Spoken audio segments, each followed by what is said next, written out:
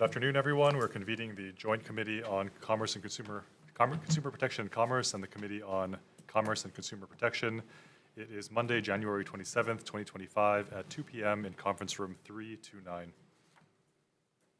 We are convening the agenda today for the purpose of an informational briefing for the Hawaii Public Insurance Association and the Hawaii Hurricane Relief Fund to update the committee and the public on their upcoming plans for providing insurance relief for eligible parties. First up we have, on behalf of the House, there's myself. Do we need to go through or not? Maybe first, did you convene already? Maybe we'll just let members introduce themselves. Sure, we'll just go down the line and let everyone introduce themselves. I'm Chair Scott Matayoshi. Good afternoon, Corey Chen, I'm the Vice Chair. Good afternoon, Representative Kim Koko Iwamoto.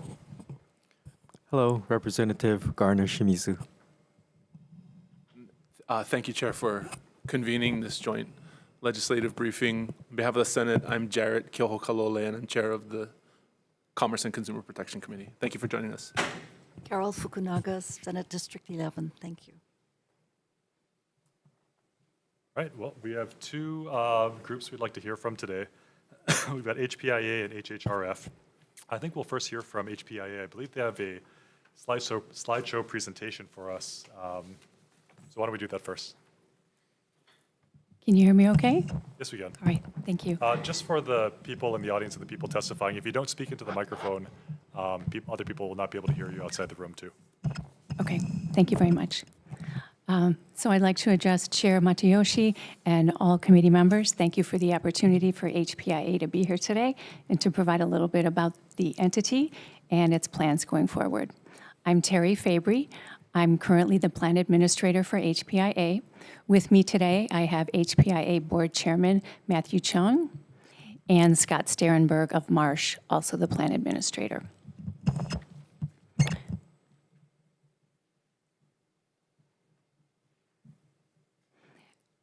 For today's agenda, I would like to cover 7 points, and then we can open up for question and answer. I'd like to give you a little bit of the history as to how property fair plans were formed in the United States. Then we'll zoom into Hawaii and how the HPIA came into being, how it's structured and its governance. Give it a little bit about the history and background. And then we'll talk about how the HPIA products have expanded over time and tell you where we are today, what's offered, the exposure, the financials. We'll go over some key financial metrics. And then we'll talk just a little bit about what reinsurance is, because I'll be referring to that during the presentation. And then we will conclude with where the HPIA board is taking HPIA. Okay.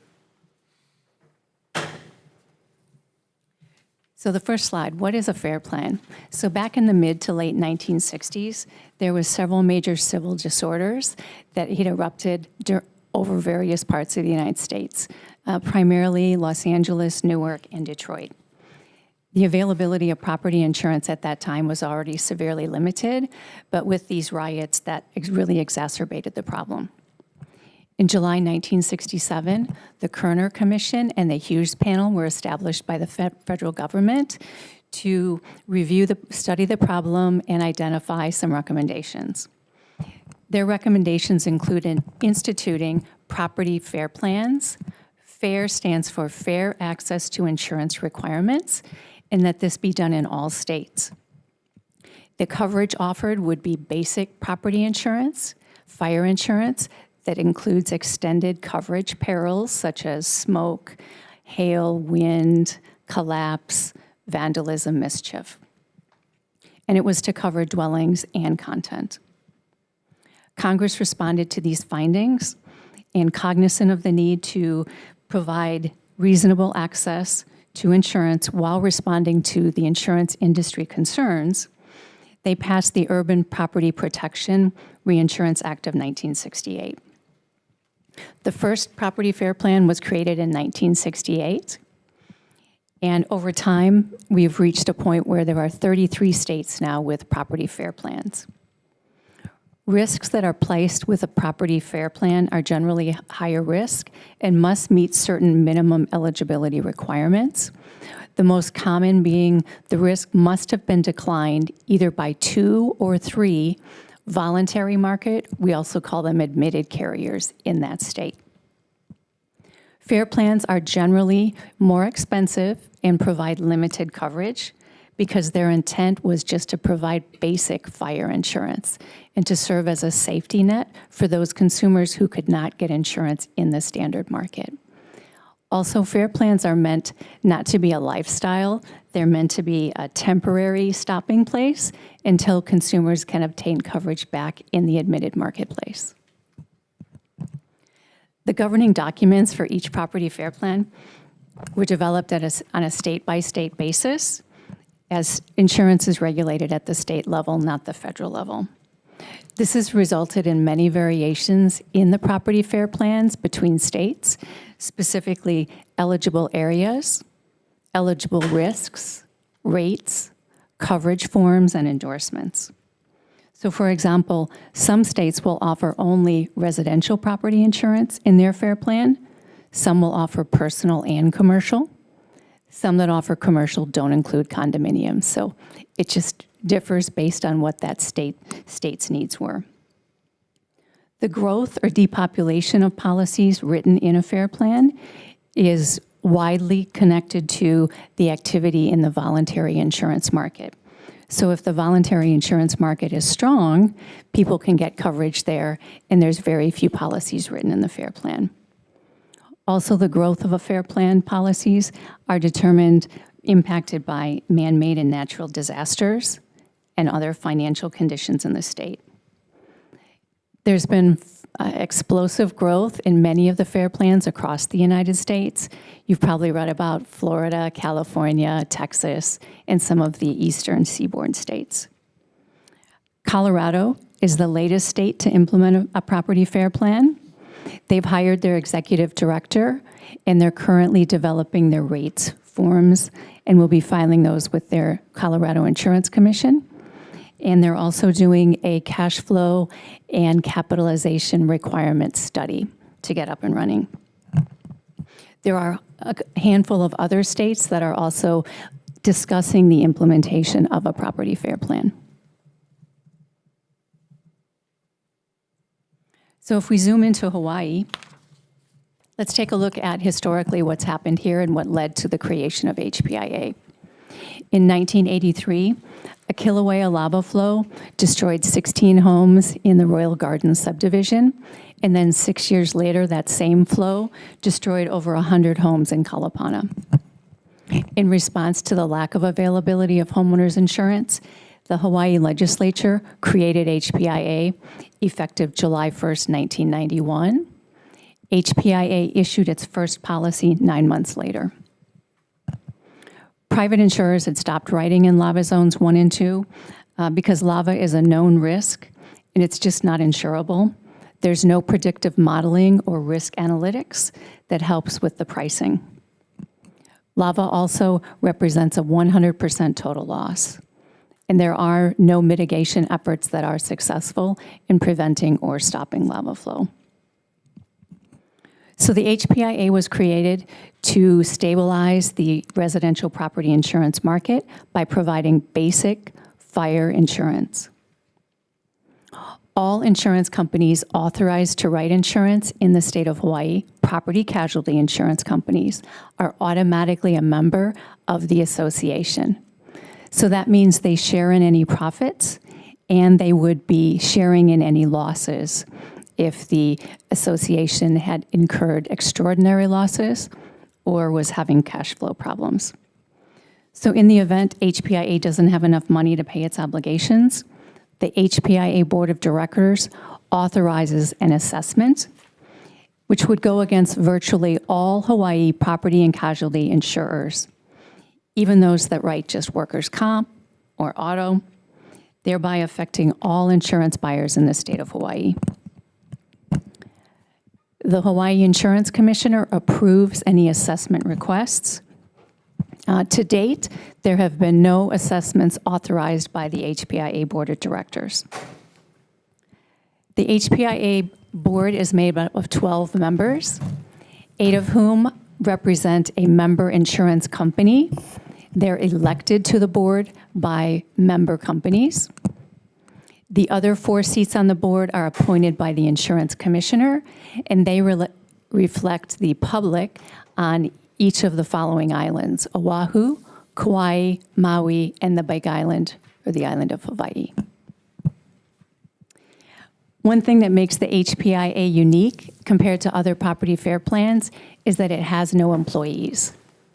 So the HPIA Board of Directors contracts with either a local insurance company or another insurance entity, a third party, to perform all the operations of HPIA, which include underwriting, policy servicing, premium billing and collection, claims adjusting, financial statement preparation, statistical reporting, rate filings, liaison with the insurance department, and many other duties that a typical insurance company performs.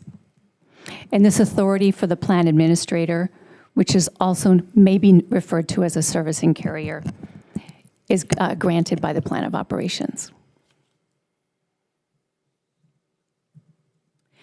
Since June 29 of 2020, Marsh has been a wholesale insurance brokerage company who's had a presence here in Hawaii for over 54 years, has been the plan administrator. Marsh has a dedicated team of insurance experts who are focused solely on administering the HPIA program. And lastly, HPIA is subject to regulatory oversight by the Hawaii Insurance Division, just like all the other admitted carriers. So the Hawaii Insurance Division reviews and approves any changes to the plan of operations, which is its governing document, and any rate, form, and rule filing requests. This is scintillating information, right? You realize. Right, okay.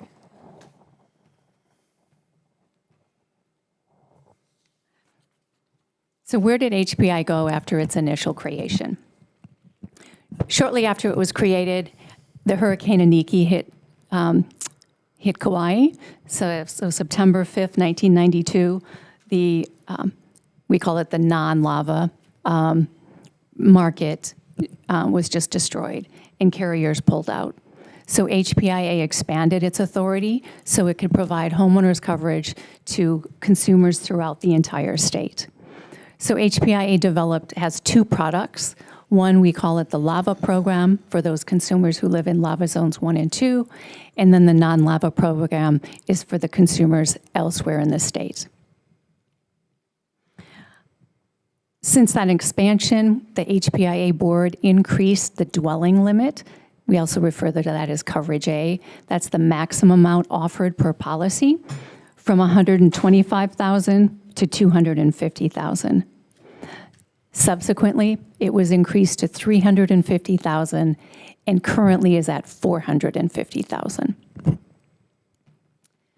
In 1996, RLI was looking to enter the state of Hawaii as a residential property insurance writer, and they bought HPIA's book, which was about 10,000 policies at that time. So the HPIA portfolio virtually went to zero and then has regrown since that based on the market need.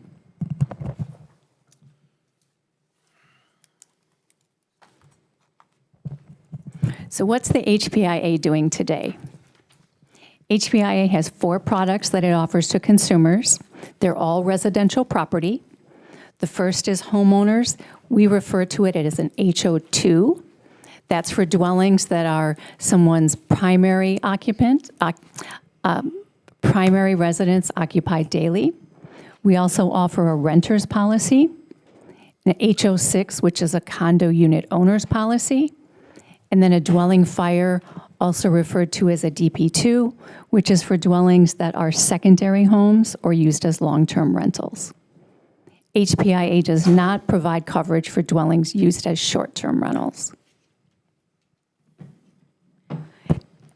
At the end of 2024, there were just over 2,200 policyholders with HPIA, and the policy count is split almost 50-50 between the LAVA program and the non-LAVA program. What's interesting is that the total insured value or the exposure isn't 50-50. So almost 80% of the limits offered is for those consumers who live in lava zones 1 and 2. As of the end of the year, the total insured value was just over $900 million. That's almost reaching the peak in the last 16 years. So HPIA has been on an upward trajectory for quite a few years, especially after the 2018 lava flow on the Big Island. Late in 2024, the growth of new policies for people living in lava zones 1 and 2 did slow. HPIA had already absorbed the policies for people who were non-renewed when one carrier exited the state of Hawaii, and then another carrier stopped writing new business. So HPIA is the only option for people that live in lava zones 1 and 2. Due to changes in the workforce, companies are now encouraging people to come to the office instead of work from home. So not as many people are looking to move to Paradise and buy a home where they can work remotely. So there's not as many home sales. Plus, mortgage rates have been rising dramatically and are now over 7%. So we aren't seeing as many new policies because there aren't as many home purchases in lava zones 1 and 2. We are seeing significant growth in the non-lava portion of the book, though, and that's for a couple of reasons. There was one admitted carrier who is no longer going to write personal lines in the state of Hawaii, and then other carriers are pulling back on how much they're willing to write and are tightening their underwriting guidelines after the losses from the Lahaina fires and due to the increase in their reinsurance cost.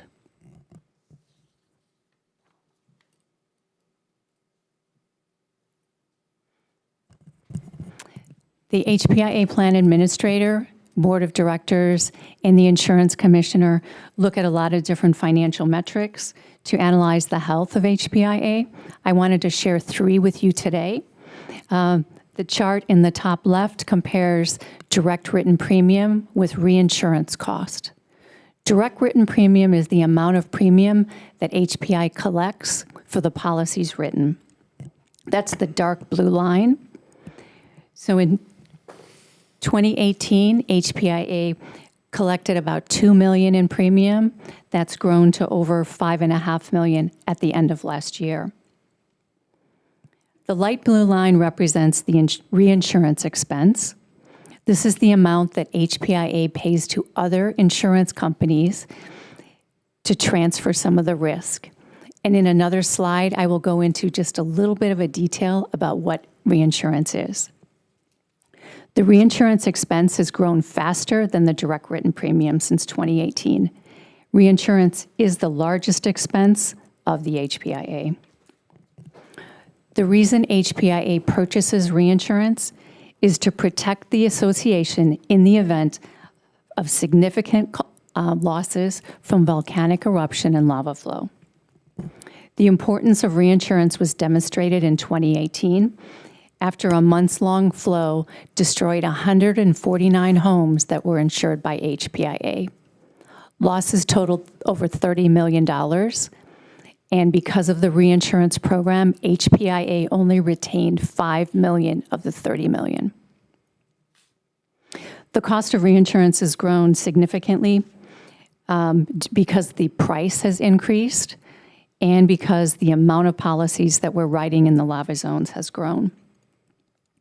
Therefore, the HPIA board a year or so ago had to reevaluate their purchasing strategy.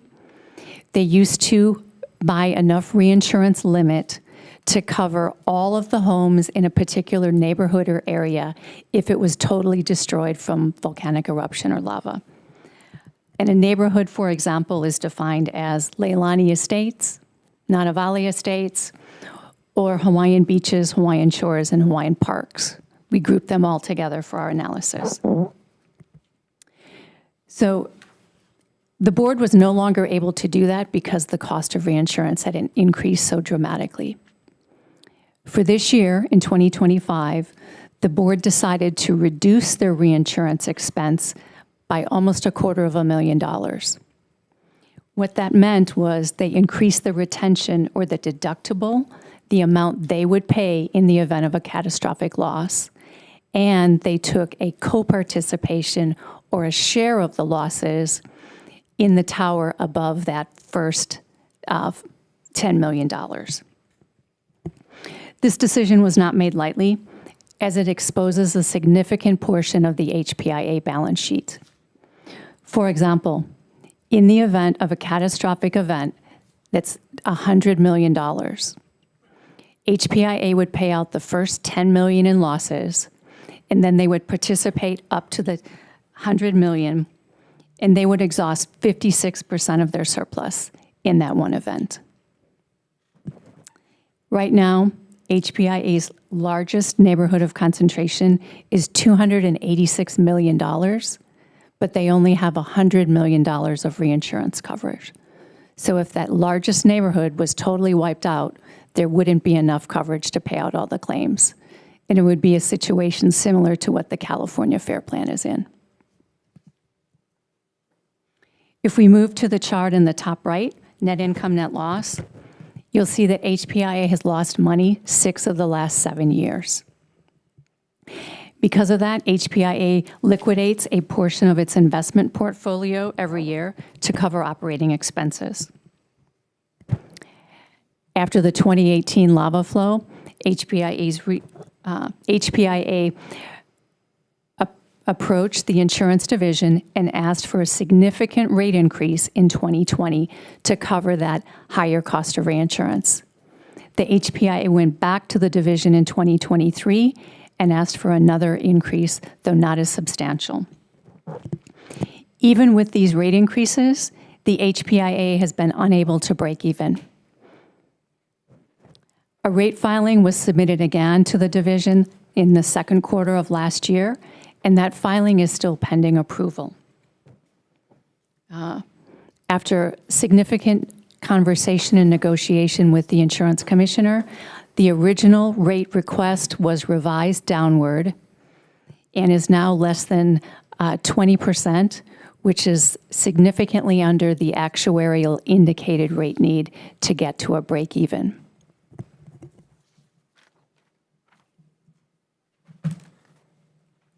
So let's jump back. I mentioned that I would talk about reinsurance. Let's just take a minute or two to talk about that. So we can, in layman's terms, it's insurance for insurance companies. HPIA, an insurance company, would pay premium to another insurance company, and then that company would pay a portion of the losses in the event of whatever is covered under the treaty.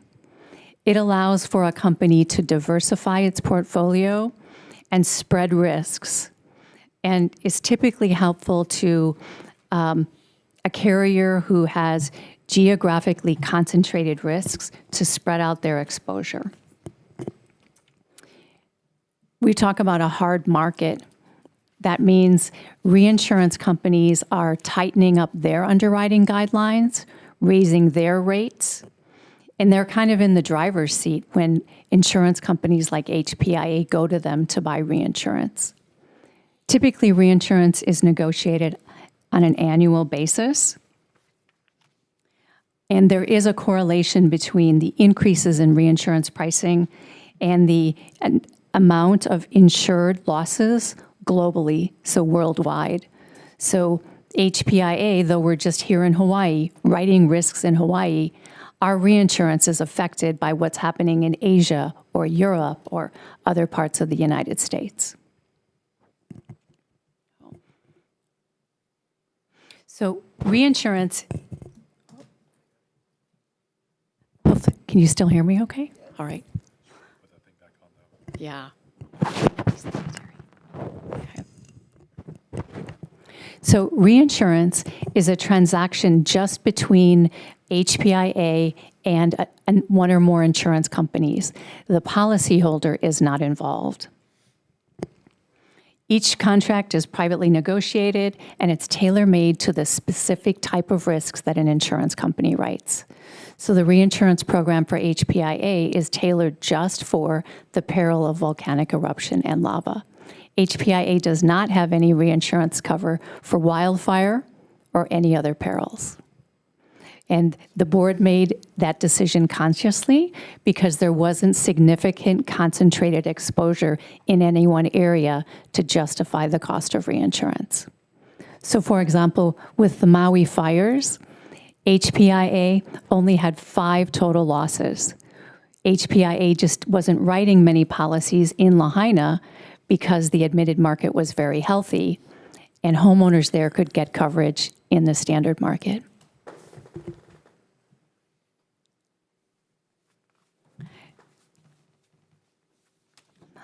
I could do a whole presentation just about reinsurance. Probably want to go a little quicker, though. Okay, all right. Well, then maybe I will skip this next one. This next slide just talks a little bit about 2 different types of reinsurance. So where is the HPIA headed? 4 key strategic initiatives have been identified. To date, the board is confident that they have been fulfilling HPIA's mission of stabilizing the property insurance market. But to continue to do so and to offer more products, we had to take a step back and look at the system that is being used. Every insurance company uses a policy administration system. That's what they use to do their underwriting, policy issuance, claims, and billing. The system HPIA uses is over 30 years old. It's written in a programming language that barely anybody knows how to develop anymore. It's old and brittle, not flexible. It has many limitations. And a key one is that it doesn't allow HPIA to accept payment other than by check and in payment in full.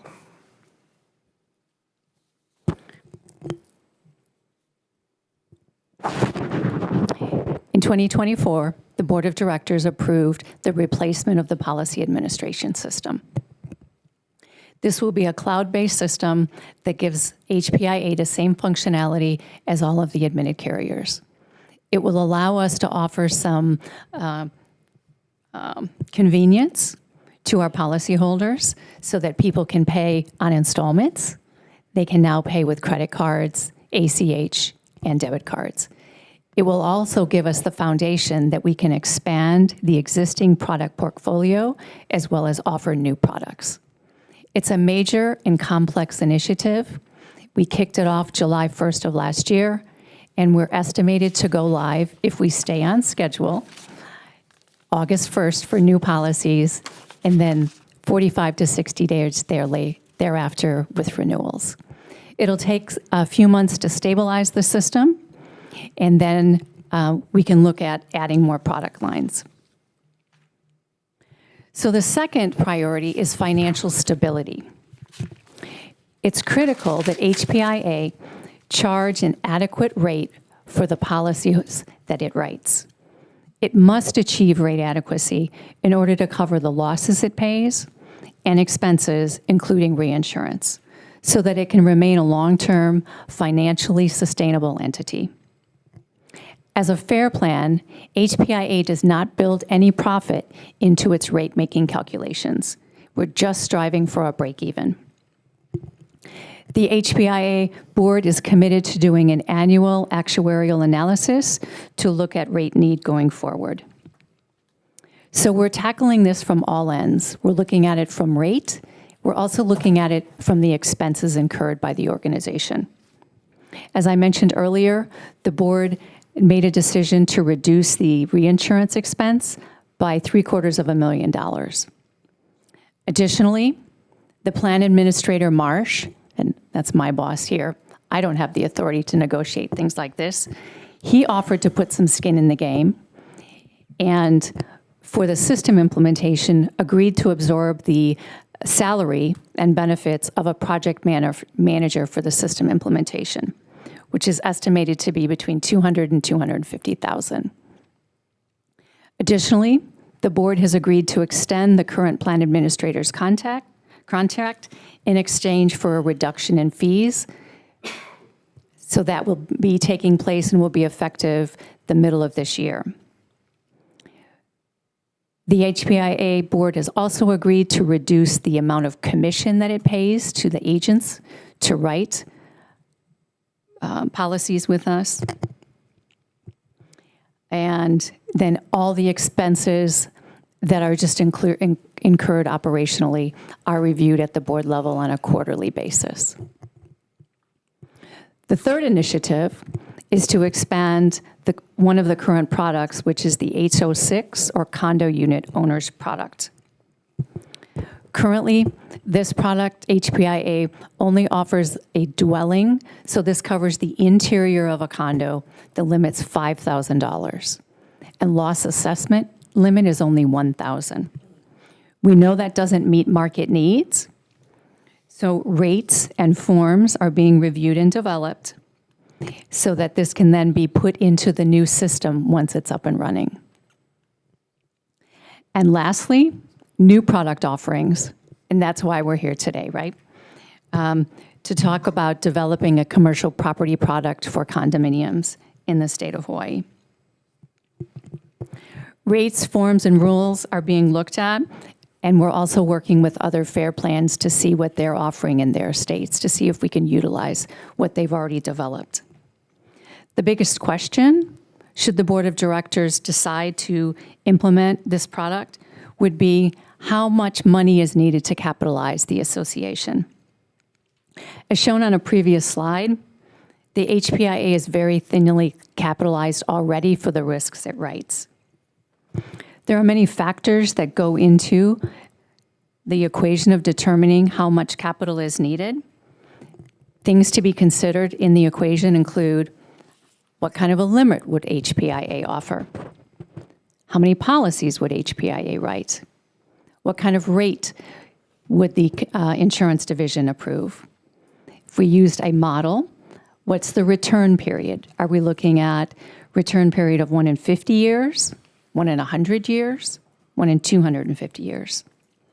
And then, of course, the cost of reinsurance and the type of reinsurance. Talking with HPIA's current reinsurance broker, they had a condo mall risk in another state, not Hawaii, for a $20 million limit to buy facultative reinsurance. It's $1.2 million. And I've heard ideas thrown out that HPIA could easily enter the commercial property market for condos and just pass on to the consumer, to the AOAO, the cost of facultative reinsurance. So in that example, that's $1.2 million, plus the rate that HPIA would be charging to cover for the losses and expenses. HPIA has not completed an analysis to determine what the appropriate capitalization number is. I've heard many figures thrown out. They range from a low number of $30 million to more than $2 billion. And it all depends on the assumptions used and those factors in the equation. As the plan administrator, my recommendation to the board is to do a cash flow and capital analysis study. So to send out an RFP to identify the firms who would have the talent and the skills to do that, and then to complete that analysis. I've been in conversations with the Colorado Fair Plan executive director, and they're going through the same things right now. So I trust that this information has given you some insight into who and what HPIA is, its history and background, and I can assure you that the board is committed to fulfilling HPI's purpose and providing stability to the property insurance market in Hawaii. Thank you for your time. This concludes my prepared remarks.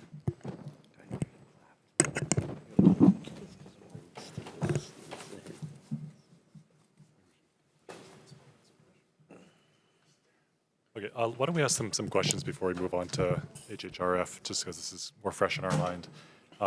Members, do you have any questions on House side? If you have them, just indicate. Okay. Rep. Iwamoto. Thank you. Thank you so much for your presentation. You're going to need us talking to a mic so that everyone can hear you. Thank you for your presentation. What was the total payouts for claims?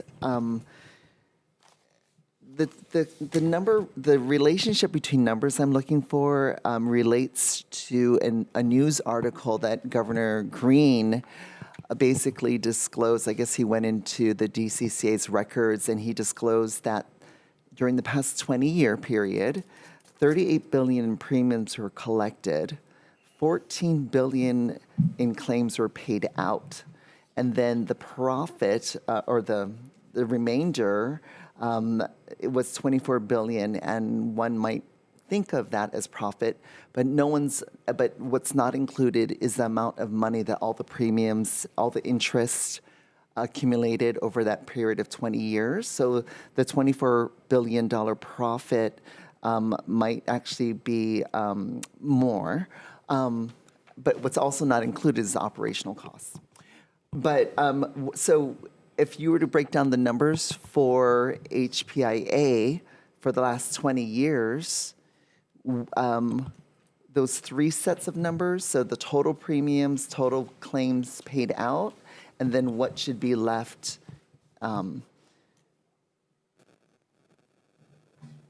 right.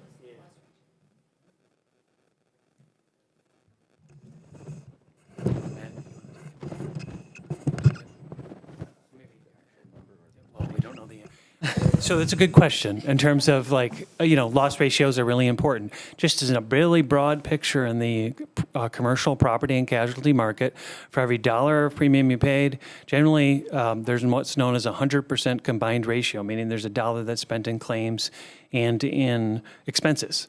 Now for HPIA, the base expense and really the massive expense is the reinsurance expense. So if you look at those two lines it was right next to each other. So that really kind of drives the program.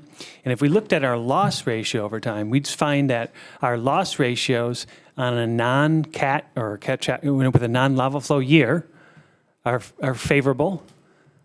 And when we have the lava flow, it becomes extremely unfavorable, such that like when we had the 2018 lava flow, we incurred a $30 million exposure. HPIA was protected by its reinsurance, but suffice to say, had more than 100% loss ratio that year. So, yeah, go ahead. So, Representative Iwamoto, if I could direct you to the financial metrics page, I believe it was the one that looks like this. Yes. On the upper right-hand corner is the net income, right? Mm-hmm. So you can see, I believe, baseline is kind of... Slide 7. Oh, I'm sorry. Mm-hmm. Okay. Baseline is where the years are. Mm-hmm. That's like breaking even, if you will. So it looks like the only year that we ever were over the break-even line was in 2019. And after that year, we've pretty much, when you mentioned the 38 billion premium and like half of it being profit, that number, as you mentioned, has a lot of minuses. All the minuses are all the salary, the rent that every company has to pay, the reinsurance that those companies have to pay too. So in reality, that makes insurance companies look terrible, I'm sure, and like they're just grabbing all these dollars. But in reality, a lot of it is paid to other people. And I believe most insurance companies aren't running at like 10% net profit every year. I'm throwing out a big number like that, but I'm pretty sure most insurance companies aren't pulling that kind of number in after paying all their expenses. So HPIA for sure, though, I can't say we're a part of that pool of other carriers because those are not for profits, right? We're a nonprofit, and as Terry had mentioned, the money that comes in is all just like put back in so that we can stay afloat. She had mentioned that last year we had to liquidate our assets basically, and that was just to pay the bills. I believe the equivalent would be us going into our sock drawer to pull out the money that grandma gave to us so that we can keep the electricity going in that sense. I know that sounds drastic, but basically no insurance company operates like we do. The insurance company would be closed by now. Yeah. So it's a nonprofit staffed by volunteers with a mission to help people in the state who can't find insurance, and of course, have some guidance and some talking with the government as well, you folks. So, yeah. But I hear what you're saying, and yes, some companies make more than others. HPA, no, though. Yeah. Well, definitely, sorry if I may, Chair. We need to let the Senate ask some Vice Chair? questions. I guess as a follow-up, I know the lava type of market is fairly discrete and, kind of contained. You know where they are and you know when it happens. In the condo insurance market, there's several categories of different kinds of condo structures. And so I'm kind of wondering how, your model, which is kind of a nonprofit designed to address a discrete group of insured, would translate for condo insurance types of claims that may arise or the need for assistance where, say, for example, on Oahu, we have roughly 39,000 units that are covered by the city's fire sprinkler ordinance. And that's, one group. And then you have a much larger group, 400 plus buildings. Is that, directly translatable into the kind of model that, you're bringing forward? Yes, so thank you for the question. So Terry was going to get into the wonderful reinsurance slides, right? That everyone was happy when it got put away. So what you're describing is exactly where we're headed with that as far as a model, like you say. So the two types of major reinsurance are treaty reinsurance and facultative reinsurance. Most regular. Can we go to Yeah. slide 9, please, on the Okay. board, and then for reference to the members, sorry to interrupt. Thank you. Yeah, that looks better than what I'm saying. So most insurance companies have what they call treaty reinsurance, means, hey, big reinsurer, I have 500 properties in this geographical area, and I would like you to help me reinsure those properties if I can't pay out, like, let's say 30 of them go down all of a sudden. That type of insurance is usually developed for a risk that is fairly, or more predictable, I should say, and less likely to have 30 or 40 go down at once. I believe we're here today because we're talking about buildings and units that are having a hard time getting insurance, and that's for the physical characteristics of the building itself, which could be its maintenance and such. That type of risk, if you said to a big reinsurer, hey, I have 50 condominiums that are failing in some areas of maintenance, can you write me a treaty reinsurance? You may find one day, but it would be astronomical costs and unfeasible. So what we move to, however, to try to address that is facultative reinsurance, which is, hey, maybe I'm not going to ask you to do 50, but can I do them one by one? Can you make me a deal on this one building, give me all those conditions and terms, hopefully a favorable premium, but quite difficult if the building is in poor shape. And that translates, like you just mentioned, to the individual unit owner in that building. Because if big building doesn't have his insurance, little guy that lives inside the building can't sell his house. Nobody wants to buy it from him. And that's, I believe, the problem that you're seeing in the news too. So going back to your question, we don't have a model for writing a bunch of condominium insurance buildings. Most likely it will have to be on a one-by-one basis. At this time, I highly doubt we could get a reinsurer to agree to look at 50 bad buildings and write us a treaty policy. So it would be, the model would be one by one, actually. Thank you. Any other House members have any questions? If not, I've got a couple. So I am concerned about the timeline for writing new policies when you folks expand, but you said that you gave a timeline of August 1st for writing new policies, and 45 to 60 days after that for renewals of policies. And that was based on your upgrade of the computer systems. Is that correct? Yes, that's right. This Okay. is for our existing homeowners and dwelling fire policies, right? Okay, so this is for the existing HO2, Yeah, HO. not talking about commercial buildings at all, right? Just for the policies we currently hold. Okay, if you were to expand to condo buildings, how long would, or what's the timeline you're looking at for writing new policies for those? We've had some internal discussions about that. I think besides time, funding is the major obstacle, actually. We have to have the board agree to go that direction, first of all. I believe we're not properly capitalized to start that line of business. I'm going to put a number out there, but please don't hold me to it. But I've heard that it can cost, alone just to add that product to your computer system could cost anywhere between $500,000 and $1 million, let's say. Just to say, my computer is ready to write that, but there's also other hurdles and difficulties, as Terry had mentioned, which is the actuarial analysis, getting the reinsurers to even start considering this. And as I mentioned, it won't be treaty, it will be one building by one. So maybe one day that first test case building will probably get in the news if it gets written through HPIA. It's probably several months before that product could be developed as well. Because for ours, for an existing product they already kind of know about, the HO2, it takes a year, right? So it could very well take that long for the commercial side too. And I'm skipping on a lot of other things that need to happen along with just the concept of writing it. But I would say funding is the major obstacle, and then time the second, yes. And then PUC, I'm assuming you'd have to go to the PUC for the rate? To the insurance division, yes. But I'm sorry. yes.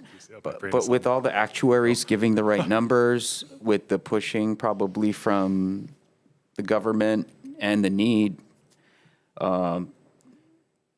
it's on them to agree to the rates that our actuaries decide. But yeah, ultimately, again, the board of directors has to agree to it too, as far as it being sound for, because our job is to make sure we don't go bankrupt, so that we don't ask State Farm, Allstate, all those other insurance big names, that they don't have to chip in.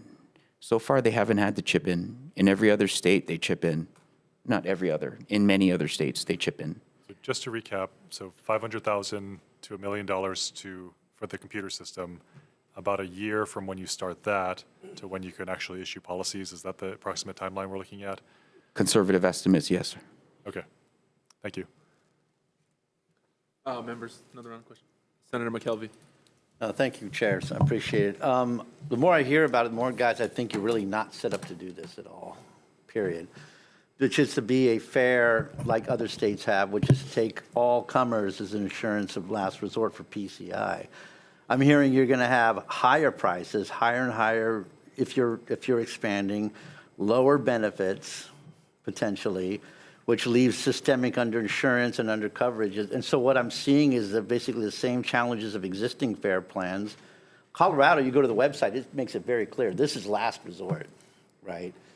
So in California, they're trying to re-entice more private underwriting, the 85% thing I think I've thrown out there before. So I guess given all these challenges, no reinsurance for fire, no funding, staffing and such, you're not really set up to be a true FAIR program. And even if you are, you still aren't getting over the hurdles that the other FAIR programs are facing. So should we be looking perhaps at trying to tap more into the private sector market for these types of PCI coverage of last resort? Or am I missing something? I mean, it just seems that you guys aren't set up to do this. And even if you were requiring huge amounts of capital and other resources, you still may have the same issues facing the other FAIR plans in other states. Absolutely correct, sir. The HPA is not set up to write condominium insurance. It's a new developing event, emergent event. I believe some of the catalysts were the Lahaina and Maui fires, because what it did is it made a lot of our standard carriers gun shy, reevaluate what they like to write, and they started to not want to write some of these buildings because their reinsurance costs were going up. It's all tied in the global, reinsurance market. So yes, you're absolutely correct. HPA is not set up to do this without a serious obtaining of a large amount of money. That part, I'll just add one thing. So when an insurance company or anybody addresses this issue, they come up with what's known as a loss cost factor, which takes all of the data of all the losses and they calculate a number that says, okay, this is what's going to go into the cost of insurance. One of which, the key component of that, is cost of capital. So your cost of capital is really important when calculating that loss cost factor. Once you have that factor down, now you can apply it to the exposure basis, meaning a $50 million building, a $100 million building, a $300 million building. And so that cost of capital, what's provided by the commercial market in a global marketplace. What happened in Lahaina, what happened in California is financed around the world, right? So the only way HPIA would be able to so-called compete against that is to subsidize that cost of capital. So that would be one method to lower the cost. Now, granted, you would need to only be able to underwrite to the extent you had capital available, okay? So think about a $300 million building. Well, HPIA can't come in and write a $300 million building. You could have a $300 million loss. That would be catastrophic. But we can only take a small percentage of that. A quota share, it's what it's called in the business. Maybe a 5% quota share or something along those lines. Again, though, heavily dependent upon the cost of that capital. Reinsurance is another form of capital. So that's just the reason we're able to, that Matthew pointed out, that we're able to survive is because we're using that reinsurance market to get by on just a break-even basis. So we feel like we're trying to balance a lot of the stakeholders here. The insureds, the insurance division, the board, and the greater industry, trying to balance all of those. But I think your point is well taken, Senator McKelvey. Members on the House side, any other questions? I guess it's my turn again. So you said that the FAIR plan is not supposed to be long-term, and HPIA is clearly a version of a FAIR plan. But in Hawaii, we've had lava zone coverage for ever, a long time. How's that working? I mean, you said 80% of your liability is lava zone, which is crazy to me. And clearly lava is a situation a lot of other states don't have to deal with. I'm wondering, though, if the numbers might start to look better if you start to integrate condo buildings and non-lava zone plans. Will the per capita kind of numbers move around at all if you expand the risk pool? Will this actually help you, I guess? I think it could be possible. Now, there are carriers who go in and out of writing Lava Zone 2. Some came in and some go out. Obviously, it's not a very hot policy that anybody wants to really write. Surely you could build up a book of condo business, but they will have losses too. We'll have to also pay a lot just to get it done. I don't think we have a study at that moment, but conceptually, if those condo buildings stayed loss-free, sure, but we all know I don't think that's probably not going to happen. And again, those condo buildings, they're not meant to stay forever too. There will be more markets for them to get out. They can fix themselves. The lava guys can't fix themselves. That's the problem. The condo building can, make their place nice again. In concept, that could work, but yeah, we don't have a study currently with the numbers on that, like, projected loss, how many condos we would have to write to start to bring us out of being negative every single year. Diversification of risk is a core principle which will allow the long-term sustainability of HPIA. So we are cognizant of that and trying to balance the portfolio as best we can between lava and non-lava.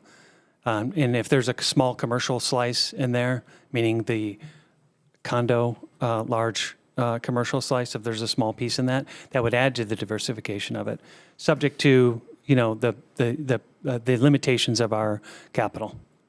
Well, my understanding is that you folks already can dip into other areas, like, if you found a need in the market, why haven't you, if diversification is a goal, it sounds like you should be trying to write in all kinds of different areas to diversify that risk.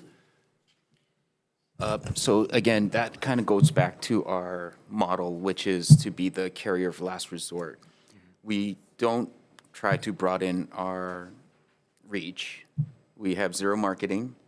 We're not trying to get the policies. We basically do sit and wait for the policy to be brought to us based on the ones that we already write. So of course it started with homeowners, and it hasn't been expanded beyond that because that was how it started initially 20, 30 odd years ago.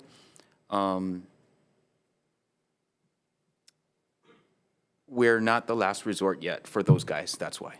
Okay. Members? I mean, Senator McKelvey. sorry, I mean, just but to come back to this, I mean, you're kind of, if you're insurance carrier of last resort and you have coverage that's so low, I mean, you're kind of having the systemic underinsurance thing. You're not going to be able to build.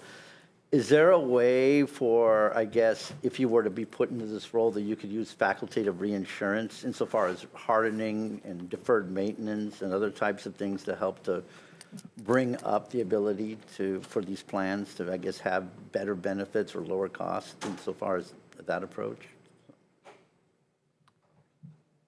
I'm sorry, Oh, yeah. Senator, did you mean facultative for an individual house? Yeah, yeah. So facultative reinsurance for an individual house, while conceptually it sounds like it could be done, I think what it would end up is that the cost would be just prohibitive, unfortunately. Let's say that 450 guy, I need 7. So you're going to tell me that I'm 250 short if my place burns down, and we'd have to say, yes, that's the max we can provide. Now, okay, what else can I get? Is there an excess surplus policy I could get for the 250 balance? I think I've heard of it out there, but the reinsurer probably doesn't want to go into, they're going to say it's not worth their time to, and the cost would be crazy. And then the homeowner would just end up not being able to pay for that extra $250 in coverage that would translate through us, basically, unfortunately. Yeah, there's no way any one home would be viable from a facultative reinsurance perspective unless you owned a $100 million home. That would be the only possibility. There's a certain cost of capital that is incurred. There's a minimum premium that each reinsurer would accept. And so you could never do it on a per home basis. Even on a large building with $100 million, it's very difficult to achieve any efficiency in pricing through facultative reinsurance. Because all of the carriers that are writing this line of business already have a robust reinsurance program behind them. And they're gaining the efficiencies by spending the cost of that reinsurance across many, many, many insureds. So if we try to do it just on one risk, we don't get that efficiency. Spreading out on different areas. Oh, yeah. You know, here's a good example. We just recently finished the reinsurance program for a condo development with mixed use, both high-rise and single-family. The premiums went from, I think, $300,000 to $3.6 million 2 years ago. And this most recent renewal, we have it down to $2.1 million. So that was done through leveraging a lot of insurance companies. So they went from with a program with one insurer to a program with 18 insurers to now a program with about 32 insurers. But we were able to save $1 million of premium in this past year. So the market is coming back to us and is helping our insureds. It just, you know, it takes some time. Yeah, I think there's no more questions on the House side. Any more questions on the Senate side? Maybe we can move on to HHRF. Okay, HHRF, you guys are up. Okay. I'd like to Thank thank you, guys. the Appreciate it. CPC-CPN. I'm going to drop off from this meeting. Terry will fill me in on the HHRF side. I really appreciate you giving us the opportunity to discuss with you, and you guys have our emails, I believe. Thank you for being here. Appreciate it. And just a reminder to the reps, just make sure to talking to the, or senators to talking to the mic so people can hear you outside the room. Good afternoon. Am I coming through?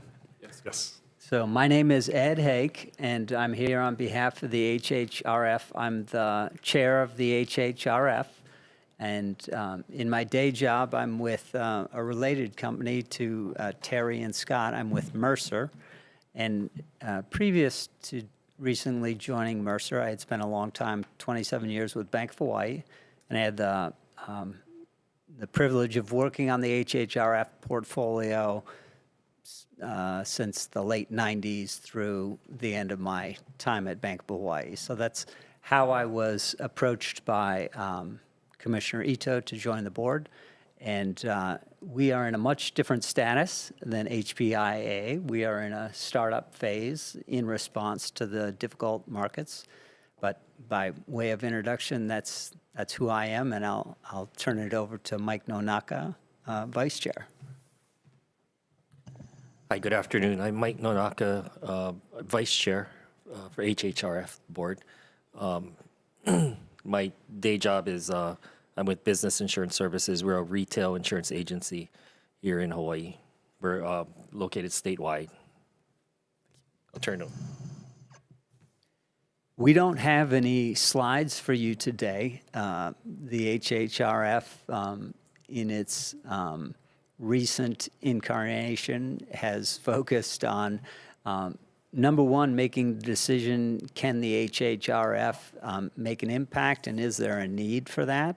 The need question has been answered in the affirmative, yes, potentially there's a need and potentially there's an impact. That was step one. Step two was to engage with an institutional consultant that would have the wherewithal to help make that evaluation. So 3 different consultants were contacted: Aon, Guy Carpenter, and Willis. Ultimately, Willis declined to make the finals presentation, but Aon and Guy Carpenter did. Aon was selected most recently.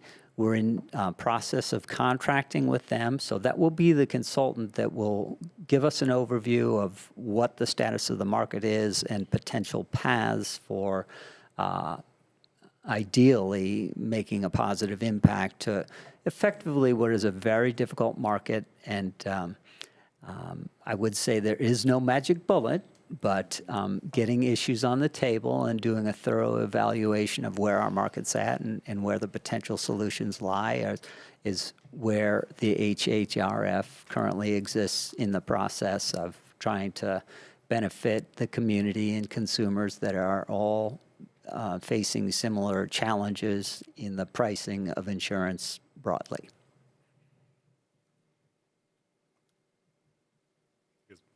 Good. Okay. Questions? You guys want me to start? Any questions, House members? All right. I am mostly concerned about the timeline, and I know we spoke earlier about this. You said Aon is doing the study. When is the study due?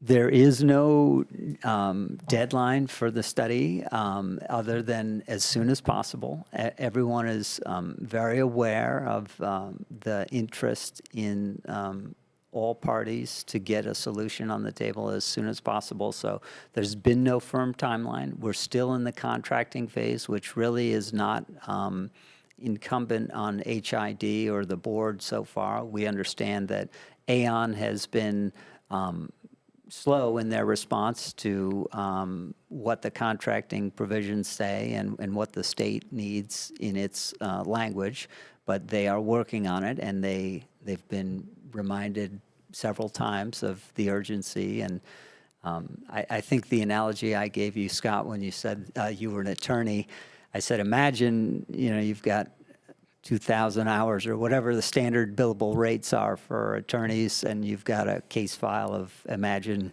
2 a week, 100 cases, or whatever you cover. Insurance markets, in my perspective, are facing 2 and 3 times the normal workload due to the crisis. So I know you gave me some suggestions about trying to drive Aon to a quicker solution. I'm not sure. I think patience is required, and most of these contracts, in my experience from Bank of Hawaii working with government entities, do take some time to contract. But that would be my response. I'll turn to Mike and see if he's got any support to that, because that might not be the answer you're looking for. So, yeah, I've been in direct contact with Aon, and we've expressed the urgency for which to complete the contract. Right now, it's going through the process. They are using a company that's not vetted or licensed by the state. We don't know why. So it's going through that process right now. But we have been after awarding the RFP to Aon, we have been in communication with them and have expressed to them the need for them to get this. When was the contract signed? It hasn't been signed yet. It's still being vetted. My The understanding contract is being vetted, so they haven't even started the report yet. my understanding is that they've done some preliminary work already. So my understanding is that the issues at hand are mostly housekeeping issues.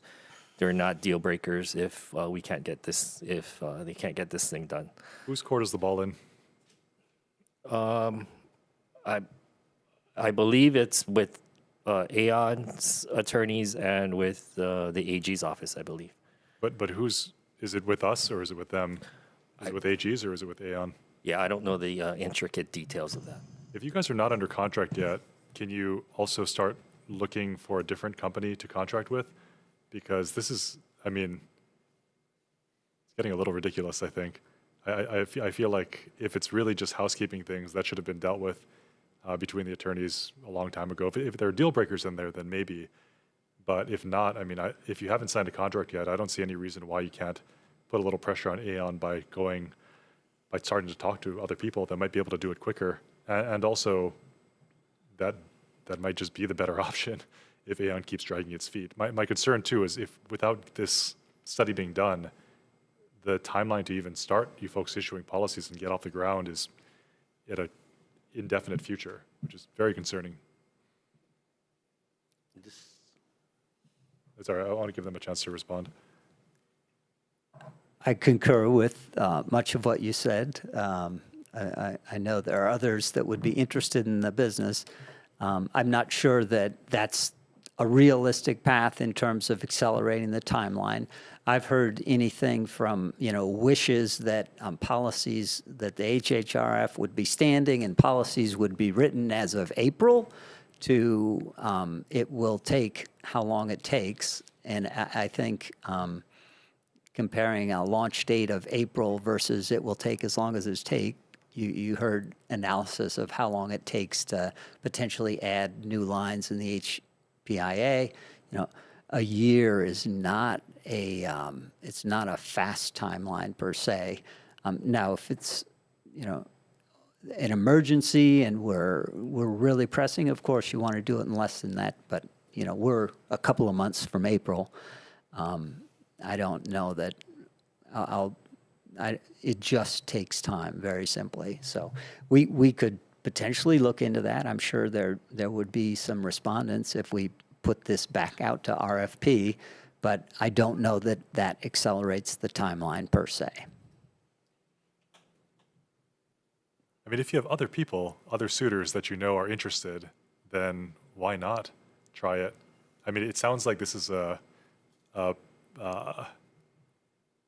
prelude to what's going to be coming with Aon if we sign this contract too.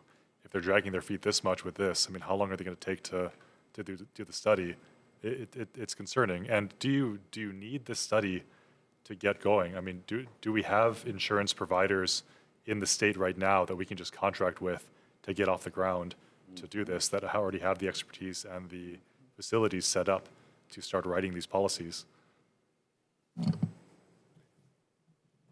Why are we reinventing the wheel? Let me take a crack at it. So, the two companies that responded to the RFP was Aon and Guy Carpenter. We did have a vote on it, and it was pretty decisive that Aon provided the better benefits for us to move forward. I think if, judging by the comments made at the board meeting and in picking Aon, I think if we were to pick Guy Carpenter, perhaps some of the board members may feel that there would be a drop-off in the level of service that we would be getting. So as much as possible, we'd like to push through with resolving whatever issues there are with, contract issues there are with Aon. This is just for the study, right? This is not to offer the policies, right? This This is is just for a all, study. it's all encompassing. So the RFP was to provide a study as to the current state of the market. It was also to look for the different possible alternatives that we have in providing the insurance policy. So we could, one alternative was, to go with the HPIA model, where we go out to the different carriers and we have them act as MGA per se, right? Managing general agents per se, and they handle everything from underwriting to claims. The other alternative would be to actually hire the staff to do the underwriting, to do the claims. I mean, I think we would be remiss if we didn't investigate those two areas. And again, it was felt by the board members that Aon presented us with those best options to give us the best information for us to make the decision. Okay, thank you. I'm still concerned. I may ask more questions later, but I do want to give the Senate a chance. Senator McKelvey. No, it's more of a comment. Just to go along with what he's saying. I mean, we have a study and a study. All I know is the constituents are dying on the vine right now. We know the state of the insurance market. We have the Western states going through it. And I guess to wait for a policy when other states are in the throes of it, executing, formulating policy, we need solutions now on how we can utilize the HHRF in whatever capacity that will give. I kind of joked with one of my colleagues earlier today. The end result is this: will this make a meaningful difference in my insurance policy insofar as availability, coverage, and price goes? Will I lose my home because I can't afford my insurance policy, which means I can't afford my mortgage, which means I'm out of luck, right? So I guess I'm share my frustration, and again, thank you for allowing me to stray into commentary, but we need actual solutions, and this is an ongoing thing where there's many entities in many states working on it concurrently. So hopefully we're not waiting for a study and yet another RFP to try to get a handle on what's happening right now, right? So Yeah. Thank you, Senator. I personally do share in your commentary. Being in the business, I do hear it every day. The study isn't meant to be an exhaustive study. And from what we heard during the RFP process, a lot of it did leverage information that was already out there in the public, along with updated interviews with industry representatives. So when I say that there was the study, they would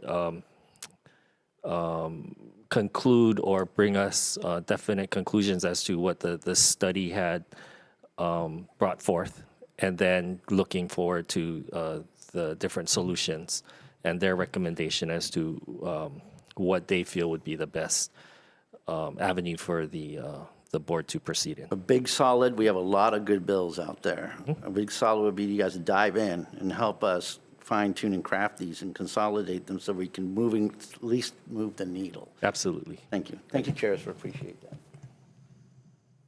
So I just want to continue a little bit more. Anyone have any comments before that? Okay. The study thing really bothers me. I'm gonna be honest with you. I'm not sure why you didn't just do an RFP to see what's out there in terms of other insurance brokers or carriers getting this up and running already. Let them do the studies. Let them figure it out. I mean, they know the insurance market. I don't know why you didn't just put it out there to allow to just see what comes back in. It's like we have to study something to put out an RFP so we can do a better RFP later to get this thing up and running. I mean, that doesn't make a lot of sense. Oh, it's important, I know, to understand the market, but I'm not sure you folks really need to worry about it right now, in the sense of, if we don't have any product out there, why are we really worrying about anything? it feels like we're delaying, and not purposefully delaying, but it feels like we're getting delayed in getting people the relief that we need to get them, while we wait for the terms of a contract to perform a study, when we should be just asking the people already in the market who already are experiencing this, they're on the ground, what they can offer at what rates. Why are we reinventing the wheel here? I'm asking again. This doesn't make any sense to me. I would say that that what you're describing is not oppositional to what process we're working through. I mean, these consultants are all related, and there's very few of them. Aon, Willis, Guy Carpenter, to the point about letting a provider know that we don't know that we're satisfied with the timing that they're meeting so far, and it has been raised by legislators, the idea of simultaneously consulting again with other respondents to the RFPs or to the RFP to see if they can give better clarity to a timing to all these stops. But yes, a feasibility study, a study is necessary so that you can go to the market and negotiate effectively. And the market's going to be very interested in how well you've thought out what your plan is and where you want to exercise to deploy capital is what it comes down to. So we need that study. There's very few providers that would have. There were only 2 respondents to that. And so it's not distinct from what you're describing. It's just what phase of the process we're in. We haven't even signed the contract. I believe that they are doing preliminary work and they are trying to move that contract as best that they can. Mike referenced that it's an international division of Aon. Aon's been here and done business. But the other participant, Guy Carpenter, I know that they may have interest. In reality, does that accelerate the timeline? Maybe, maybe not. And to Senator McKelvey's point, does this actually result in immediate or dramatic cost savings to the consumer? Probably not, because the larger issues that are driving this are the market and global losses, and there's only a limited amount of places where this risk gets diversified. So you have to do both. Do the study, figure out where you would take risk, but you also have to recognize that the market is what the market bears, and as long as major losses are occurring in major markets, it makes it difficult to get people to offer less expensive insurance than they currently are. But that would be... What's a reasonable check-in for us to check in with you folks again to see if the contract's been signed? 2 weeks? A week? I mean, where's this thing at? I would say quarterly check-ins. Not waiting that long. Sure. So we'll express that and be happy to respond with as much detail as we can provide. But if I might follow up, the governor issued an emergency proclamation in the summer to accelerate a lot of this work. So I am also troubled that this discussion about procuring a consultant to initiate the due diligence. So I think where we're at is you need a consultant to do due diligence, to provide some guidance on what the policies would look like, how much money you need to keep in reserves, what kind of reinsurance, all these hard questions just in the hurricane context. Okay, what I don't understand is we have an emergency proclamation and we've been talking about contracting this consultant since August. We can fast track procurement under emergency rules, and we're in an emergency, but we're not moving like there's an emergency. So I think that's causing a lot of confusion here that we are going to hear about probably right after this is over from our constituents once they get wind of this briefing on the internet. And so I think what I'd like to do, and Chair, we can obviously work on it with the members, is we're probably going to take a minute and put together some concrete requests for follow-up in a letter to your board and the insurance division, because if you have emergency authority, then I'm not quite understanding what the holdup is. I know you are board members, so ultimately we need someone to execute on these things, and I'm assuming that's the insurance division? Who is your board executive? Yeah, the insurance division. Right. Yeah. So I think, if I might suggest, Chair, that's maybe the next step, because if you'd like to respond to some of our questions about timelines in coordination with the people that are actually executing on these things, then that might be helpful in explaining why we're not moving at emergency speed, even though we have emergency powers, and our constituents sure think there's an emergency.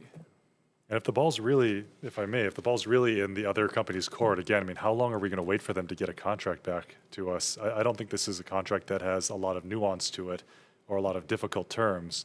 I mean, it seems like you're trying to run a study on a current market. I can't imagine that is taking, that has a lot of attorney input and a lot of new provisions that need to be drafted. I mean, I draft contracts. Like this doesn't seem like that complicated a one, especially for a company like Aon. So we got to get them moving. And I don't know what kind of pressure we need to bring to bear, but I think we're going to try to bring it. So that's kind of fair warning. I do want us to check in later, and I would like you to express our concerns that this emergency is not being handled like an emergency. So yeah, I'll work with Chair Keokalole to do some follow-ups too, but we did want to give you folks fair warning of this. Understood. We look forward to the letter, and we've got an upcoming board meeting on February 3rd. That will be a primary agenda item, expressed, well articulated. This is an emergency. We need to get to emergency procurement speed. So, understood. And in defense of the insurance division, I believe that they have been working with the AG to get the contract with Aon, and I think it's at Aon, and I haven't heard any updates that it's been returned yet, but we'll reflect your comments and respond as soon as possible, say within 2 weeks. I think that would be appropriate. Yep, and thank you for, we're not trying to come down too hard on you folks personally, but we are very frustrated at the speed the board is moving, and the speed, honestly, the speed Aon is moving too. Anything else? Otherwise, we're going to wrap this thing up, I think. All right. Thank you everyone for coming. We appreciate it. We are adjourned.